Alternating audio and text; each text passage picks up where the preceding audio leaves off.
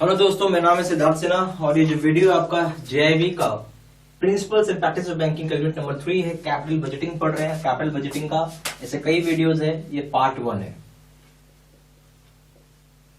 ठीक है। और प्रॉपर अगर आप जेआईबी का वीडियो कोर्स करना चाहते हो तो मेरा फोन नंबर दिया 4x9685127 पे फोन करके इन्फॉर्मेशन भी ले सकते हैं। ये सारी इन्फॉर्मेशन मैंने इसी वीडियो के डिस्क्रिप्शन बॉक्स में भी डाल दिया है। ठीक है, चलिए स्टार्ट करते हैं। तो सबसे पहला पॉइंट है मनी। मनी से क्या समझ में आता है? मनी क्यों इंपॉर्टेंट है? मनी से हम कुछ भी एक्सचेंज कर सकते हैं। मान लीजिए मुझे ये पेन खरीदना है तो इसका मार्केट में कुछ प्राइस होगा, वैल्यू होगा। प्राइस का मतलब वैल्यू होगा 20 रुपए 25 रुपए, तो आप वो पैसा पे करेंगे, आपको सामान मिल जाएगा। तो एक चीज तो हो गया कि ये एक्सचेंज का कोई सिस्टम है, यानी एक्सचेंज कर सकते हैं आप इसे। ठीक है, एक्सचेंज कर सकते हैं क्या? वैल्यू को। ठीक है, जैसे एग्जांपल ले लेते हैं, कोई पेन है उसका 20 रुपए दाम है तो 20 रुपए पे करेंगे, आपको पेन मिल जाएगा। अगर कोई कार है, मान लेते हैं कार 4,50,000 रुपए का कार है, इतना पे करेंगे कार मिल जाएगा। तो कुछ एक्सचेंज का हम सिस्टम बना लिए। दूसरा चीज क्या होता है, मनी में एक सबसे बड़ी खास बात होती है टाइम वैल्यू। ठीक है, तो मनी का सबसे बड़ा। हेलो दोस्तों, मेरा नाम है सिद्धार्थ सिन्हा और ये जो वीडियो आपका जेआईबी का principles and practice of banking का यूनिट नंबर 3 है। कैपिटल बजटिंग पढ़ रहे हैं। कैपिटल बजटिंग का ऐसे कई वीडियोस है, ये पार्ट 1 है। ठीक है, और प्रॉपर अगर आप जेआईबी का वीडियो कोर्स करना चाहते हो तो मेरा फोन नंबर दिया 4x9685127 पे फोन करके इन्फॉर्मेशन भी ले सकते हैं। ये सारी इन्फॉर्मेशन मैंने इसी वीडियो के डिस्क्रिप्शन बॉक्स में भी डाल दिया है। ठीक है, चलिए स्टार्ट करते हैं। तो सबसे पहला पॉइंट है मनी। मनी से क्या समझ में आता है? मनी क्यों इंपॉर्टेंट है? मनी से हम कुछ भी एक्सचेंज कर सकते हैं। मान लीजिए मुझे ये पेन खरीदना है तो इसका मार्केट में कुछ प्राइस होगा, वैल्यू होगा। प्राइस का मतलब वैल्यू होगा 20 रुपए 25 रुपए, तो आप वो पैसा पे करेंगे, आपको सामान मिल जाएगा। तो एक चीज तो हो गया कि ये एक्सचेंज का कोई सिस्टम है, यानी एक्सचेंज कर सकते हैं आप इसे। ठीक है, एक्सचेंज कर सकते हैं क्या? वैल्यू को।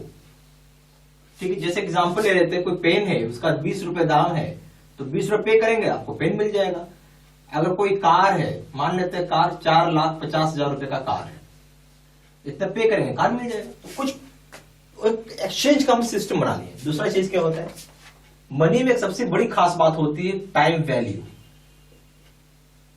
ठीक है, तो मनी का सबसे बड़ा क्या होता है? टाइम वैल्यू होता है। एग्जाम्पल से समझेंगे, मैं पेन का ले लेता हूं, छोटा सा एग्जांपल है 2018, 2019 और 2020।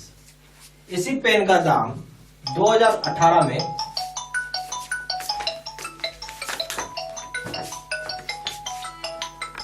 तो हम लोग यहां पे बात करते हैं कुछ टाइम वैल्यू ऑफ मनी का। ठीक है, तो हम लोग एग्जांपल ले लेते हैं। मैं एक बताया आपको एग्जांपल पेन का ले लेते हैं।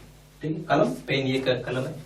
टाइम वैल्यू कैसे समझेंगे? 2018 था, फिर 2019 आया, फिर 2020 आ गया, ये हर साल आ रहा है।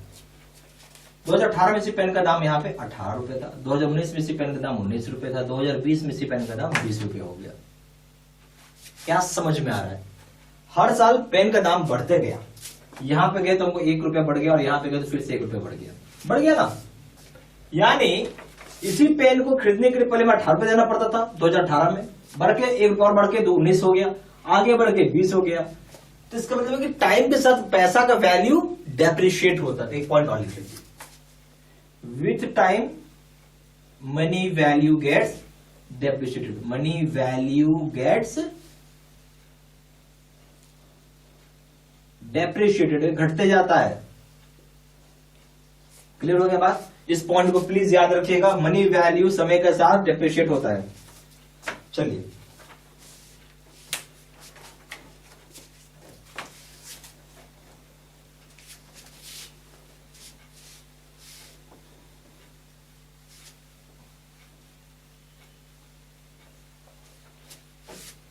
अब यहां पे डिस्काउंटिंग टेक्निक्स होती है। अब हम लोग क्या करते हैं ना, इस कैपिटल बजटिंग का मतलब है कि आप लंबा प्रोजेक्ट होता है उसको पैसा हम लोग देते हैं। पहले समझिए कैपिटल का मतलब क्या है।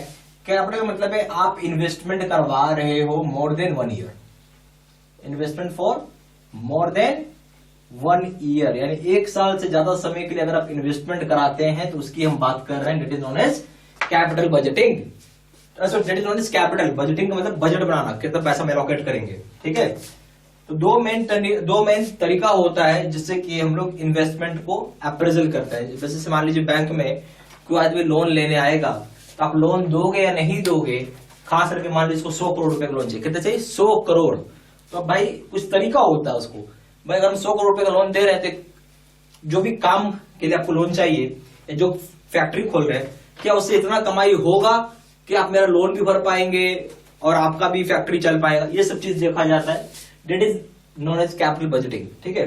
तो दो मेन डिस्काउंटिंग टेक्निक्स होती हैं जहां पे हम इन्वेस्टमेंट जहां पे हम लोग अप्रेजल को देखते हैं, इन्वेस्टमेंट अप्रेजल को देखते हैं। पॉइंट नंबर 2 बना लीजिए, 2 मेन डिस्काउंटिंग टेक्निक्स। क्या होता है, 2 मेन डिस्काउंटिंग टेक्निक्स होते हैं ऑफ इन्वेस्टमेंट प्रपोजल, और sorry of investment appraisal, not proposal, of investment appraisal. जब भी आप इन्वेस्टमेंट को अप्रेजल करते हैं यानी लोन को देखते हैं, 2 मेन डिस्काउंटिंग टेक्निक होता है जब भी आप इन्वेस्टमेंट अप्रेजल की बात होगी। तो 2 कौन सा है, एक का नाम है एनपीवी, दूसरा का नाम है आईआरआर, ठीक है। क्या नाम है, एक का नाम हो गया एनपीवी, दूसरा का नाम हो गया आईआरआर। एनपीवी क्या होता है, नेट प्रेजेंट वैल्यू क्या है उसका भी। दूसरा हो जाएगा आईआरआर का internal rate of return, internal rate of return हो जाएगा आईआरआर, ठीक है। हम लोग बात करेंगे एनपीवी भाई। तो एनपीवी से क्या समझ में आता है, एनपीवी मेथड से आपको। तो एनपीवी मेथड ये बताता है कि अब हम कंपेयर करते हैं कि अगर हम इस आदमी को लोन दे रहे हैं या इस आदमी को लोन, मान लीजिए चाहे इस प्रोजेक्ट में हम पैसा लगा रहे हैं, समझिए लोन हटाइए, लोन क्या होता है, पैसा ही लगाना होता है ना। कोई प्रोजेक्ट को पैसा लगा रहे हो आप, ठीक है, पता चला कि 5 साल के बाद वो कंपनी पैसा जनरेट करके आपको देगी, कुछ प्रोडक्शन करेगी, तो समय लगता है ना। फैक्ट्री बनाओगे, जमीन खरीदोगे, बनाओगे, मशीन लगाओगे, आदमी हायर करोगे, उसके बाद वो पानी का बिल, सॉरी पानी की कनेक्शन, बिजली की कनेक्शन, ये सब लेना पड़ता है, लाइसेंसिंग, बहुत सारा चीज है। तो वो सब करने के बाद मानिए कि 5 साल लग गया, 5 साल के बाद आपको प्रोडक्शन चालू हो गया, आपके 5 साल प्रोडक्शन चालू हो गई, बात समझिएगा इसको। तो 5 साल का तो प्रोडक्शन चालू हो गई है, तो अब हमें ये देखना है कि प्रेजेंटली एट द मोमेंट अभी आपको क्या कमाई होगा, मतलब एट द मोमेंट अभी आपको जो पैसा है आपके हाथ, उसकी क्या वैल्यू होगी, और फ्यूचर में हमें जो कमा के देगा उसकी क्या वैल्यू होगी। एट द मोमेंट अभी जो पैसा है हमारे हाथ उसकी क्या वैल्यू होगी, और फ्यूचर में वही पैसा क्या वैल्यू। हम लोग कंपेयर करते हैं प्रेजेंट वैल्यू कैश फ्लो का और future value of cash flow के साथ, ठीक है, ताकि हम पता कर सके कि वो हमारे लिए अपॉर्चुनिटी है या नहीं जहां हम इन्वेस्टमेंट कर रहे हैं, ठीक है। एनपीवी की मेथड से आपको हेल्प होता है डिटरमाइन करने में इन्वेस्टमेंट अपॉर्चुनिटी में आपको सरप्लस मिल रहा है कि नहीं, ठीक है, जिसको कि हम मेजर करेंगे सब कुछ प्रेजेंट वैल्यू के टर्म्स में। बेसिकली वो फ्यूचर वैल्यू में जो भी पैसा आ रहा है उसको हम कन्वर्ट करेंगे प्रेजेंट वैल्यू के टर्म में, फिर कंपेयर करके देखते हैं कि भाई पैसा कहां में ज्यादा बन रहा है, ठीक है। तो आइए एनपीवी मेथड लिख लीजिए, इसको कैसे हम लोग काम करते हैं इसमें। तो पहला हो गया आपका एनपीवी मेथड, तो इसमें आप लिख सकते हैं कि इन्वॉल्व्स कंपेयरिंग, ठीक है, comparing the present value, involves comparing the present value of the future cash flow of the future cash flows of an investment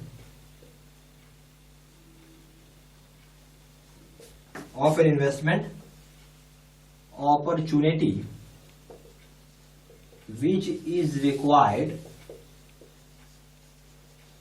ठीक है, which is required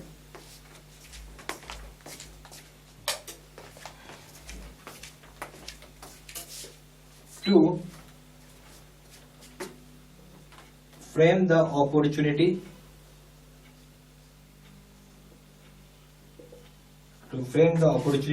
ठीक है। in this way NPV method helps in determining the investment opportunity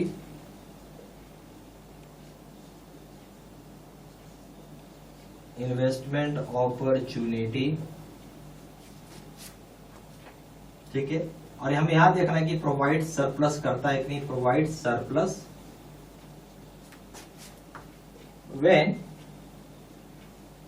cash flow is measured in present value terms, is measured in present value terms. तो देखिए यहां हम लोग क्या कर रहे थे, कंपेयर कर रहे थे किसके साथ, प्रेजेंट वैल्यू जो फ्यूचर कैश फ्लो का होगा किसी इन्वेस्टमेंट को करने के लिए, वहां पे क्या इन्वेस्टमेंट अपॉर्चुनिटी है, वहां पे हम कंपेयर कर रहे थे प्रेजेंट वैल्यू जो फ्यूचर कैश फ्लो का होगा। ठीक है, और ये जरूरी होता है ताकि आप अपॉर्चुनिटी को देख सकें या फ्रेम कर सकें। इस तरीके से जो एनपीवी मेथड है आपको हेल्प करता है डिटरमाइन करने में कि ये आपके लिए इन्वेस्टमेंट अपॉर्चुनिटी है या नहीं। ठीक है, कैसे होगा इन्वेस्टमेंट अपॉर्चुनिटी, अगर आपको ये प्रोवाइड करके दिखाता है सरप्लस, यानी ज्यादा पैसा बन रहा है अभी आपको सरप्लस बन रहा है, तो ठीक है, जहां पे कैश फ्लो को मेजर किया जाता है प्रेजेंट वैल्यू टर्म्स में, जहां पे क्या होता है कैश फ्लो क्या करता है, मेजर करते हैं प्रेजेंट वैल्यू की टर्म्स में। ठीक है, इस पॉइंट को सारा आप लिखते चलिए।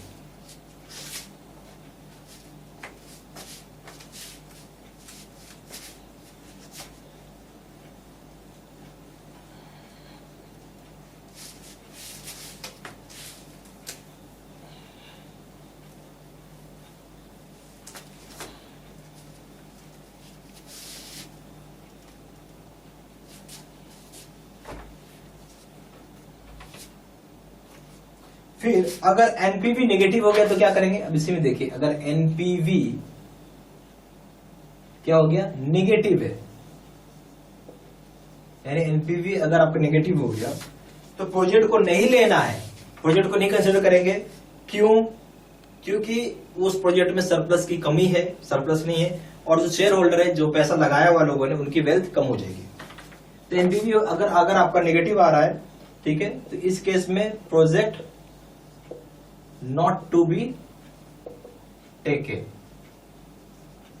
ठीक है, प्रोजेक्ट आप नहीं देंगे। ठीक है, बिकॉज, कारण भी जान लेते हैं क्यों, तो सरप्लस तो बन नहीं रहा, बिकॉज यहां पे आपको डेफिसिट हो रहा है, क्या हो रहा है, पैसे की कमी हो रही है, डेफिसिट हो रहा है। ठीक है, and will reduce shareholders wealth, and will reduce shareholders wealth. सीधी बात है, शेयर होल्डर का वेल्थ को ये घटा देगा।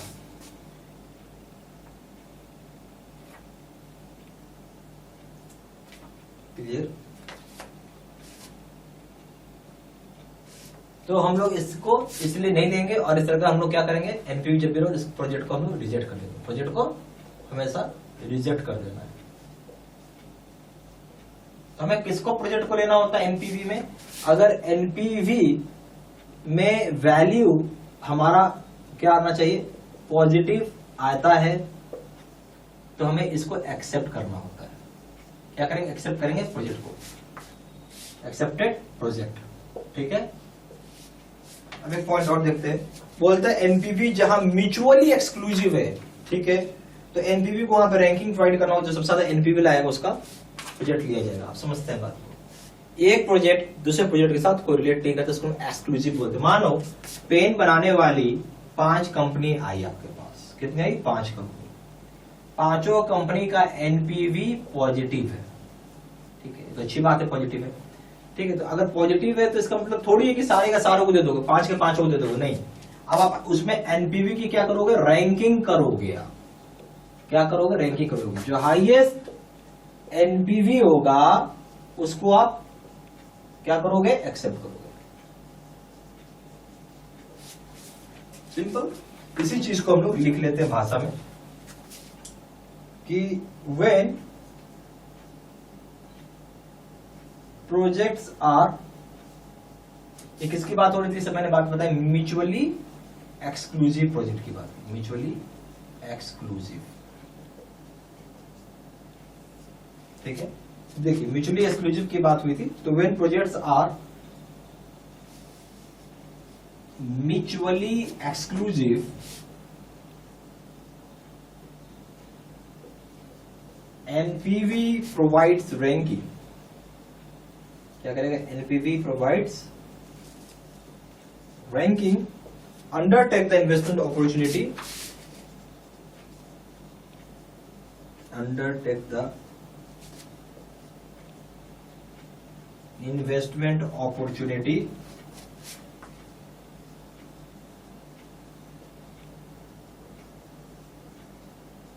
having highest NPV in positive. समझा बात? बोलता है जो प्रोजेक्ट जो होगा अगर म्यूचुअली एक्सक्लूसिव है, क्या प्रोजेक्ट म्यूचुअली एक्सक्लूसिव है, तो एनपीवी की हम लोग यहाँ पे रैंकिंग निकालते हैं और अंडरटेक करते हैं इन्वेस्टमेंट अपॉर्चुनिटी को, देखते हैं कि कहाँ पे हाईएस्ट एनपीवी है, और NPV in the sense of highest NPV in terms of positive. ठीक है, तो एनपीवी जो पॉजिटिव है उसको तो आप एक्सेप्ट कर ही रहे हो। ये था म्यूचुअली एक्सक्लूसिव प्रोजेक्ट का। ठीक है, अब अगर हम बात कर रहे हैं ऐसा प्रोजेक्ट जो डिपेंडेंट है, एक प्रोजेक्ट के साथ दूसरा प्रोजेक्ट डिपेंड है, डिपेंड नहीं है, इंडिपेंडेंट है, सॉरी इंडिपेंडेंट प्रोजेक्ट है। ठीक है, उस केस में सिर्फ एनपीवी प्रोजेक्ट पॉजिटिव ही कंसिडर की जाती है। तो फॉर इंडिपेंडेंट प्रोजेक्ट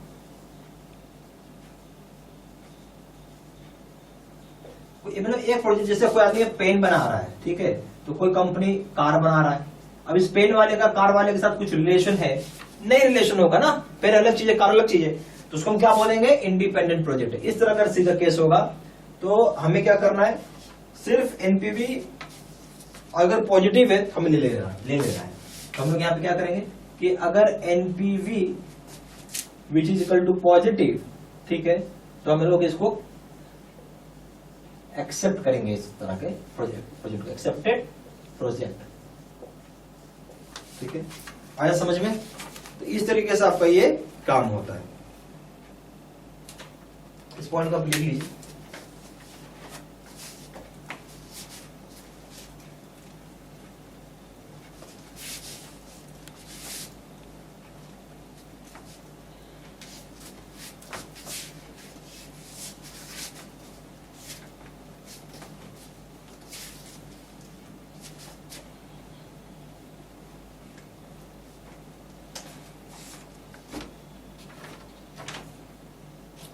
अब आइए IRR के ऊपर। इसका नाम क्या हो गया? Internal rate of return.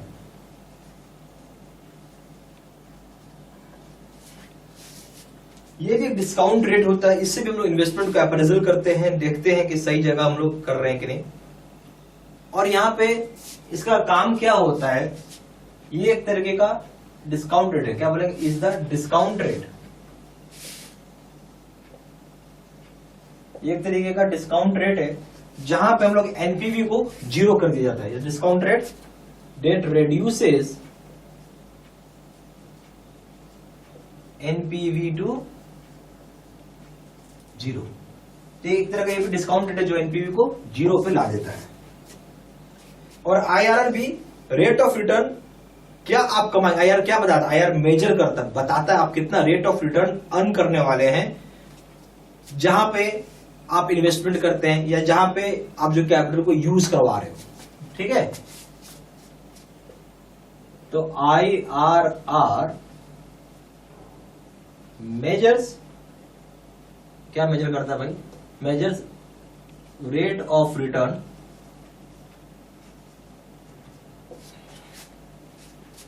earned